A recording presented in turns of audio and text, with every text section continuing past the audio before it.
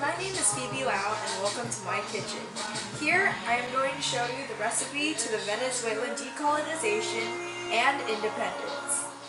But first, let's start with the history of Venezuela, the bitter history of Venezuela. It began with sunshine and rainbows, literally. There were beaches, tropical forests, and meadowland. And it was all just happy, and the natives, such as the Kari, the Arawak, and the Chibcha, they hunted, gathered, and farmed with little to no dispute, until the Europeans came. We all know how Columbus sailed the ocean blue in 1492.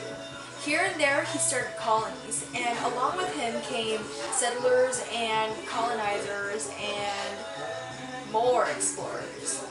And one of those explorers he brought, or excited, was Alonso de Ojeda, who is the culprit of the political, economical, and social devastation of Venezuela.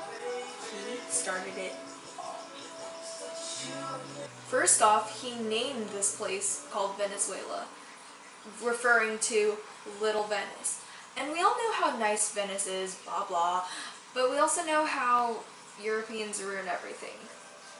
So let's see how Europeans ruin this little Venice.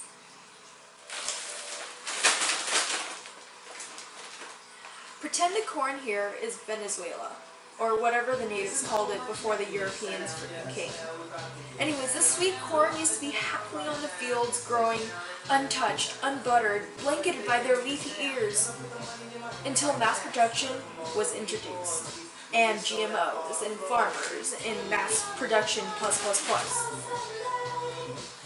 They're not munched one by one and enjoyed anymore, and even when they're popped, they're not like tossed one by one in their mouths. They're just unappreciated little guys. This is exactly what the Europeans did. They wrecked native Venezuela like this girl is wrecking popcorn. The Spanish came and colonized the once paradise from 1521 till 1810. And during that time they established 5 provinces: Caracas, Cumana, Merida de Maracaibo, Barinas, and Guayana, of which were basically little civilizations of their own. These little states were led by officials allowed to exercise local control just under the name of Spanish rule, and much racism and unfairness grew out of this. Turning to economical issues during the Spanish colonization era, the once picturesque Venezuela became the popular site for gold and silver mine sites, and cocoa export too. But wait, there's more. A little rebellion held by Juan Francisco de Leon was ultimately crushed by the Spanish army. His attempts to raise higher wages for cocoa growers was demolished just as Venezuela was, sadly. That leads to our independence movement with Simón Bolívar. Think of the corn as the Venezuelans, where they're just frozen and thawed, and they're mad, and they're ready to be a part of the movement, and they're just frozen and waiting for a leader. And here we have the shredded cheese, which is usually a topping to whatever food you're making. And just like being a topping to food, the statements that Simón Bolívar makes are what influences the movement to go on, just like how we see the mozzarella that's good on pizza. And here we have the masa harina, which is the flour, the corn flour that puts the whole corn mixture together. And you only need about 1/4 of a cup, because literally that you only take 1 liter to make and start an independence. And let's put everything together and start making the independence movement. So I'm putting about 3 cups of corn. So that's basically over 300% of Venezuelan army people that are willing to fight for this independence.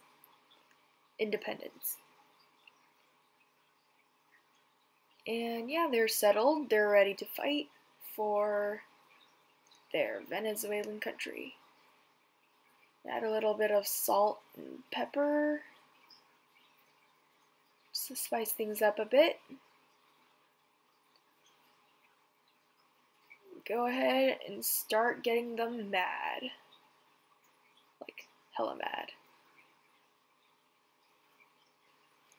So the corn is all ground up, and now they just need their leader, Simón Bolívar, which is the little bit of masa harina that we have. So go ahead and add it in there a little bit.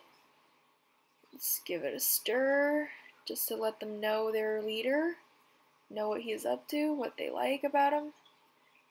Add a little more of him, make his influence stronger. Yeah, that's how you do it. Huh. You got this. Let's start this independence movement. Okay. So we're just gonna give that a little blend. So this army mixture is now ready to go into the fire. And I would call this Bolivar and his followers invading Venezuela on May 14th, 1813. And basically they're starting the movement and they're going for their independence. Go Simón Bolivar. And on July 5th, 1811, Venezuela finally got their independence that they wanted, and their first leader was Simón Bolivar, naturally. But what's also natural is problems, and civil wars erupted, government corruption erupted, heck, even Bolivar almost got assassinated. So you can say that the first government that Venezuela established after independence was the First Republic of Venezuela. And from there, they just kept adding more and more stuff, like we're adding cheese, and it gets better. But then later in the future, Chavez becomes president and he cuts relations with the US. He basically wastes money and it all goes away.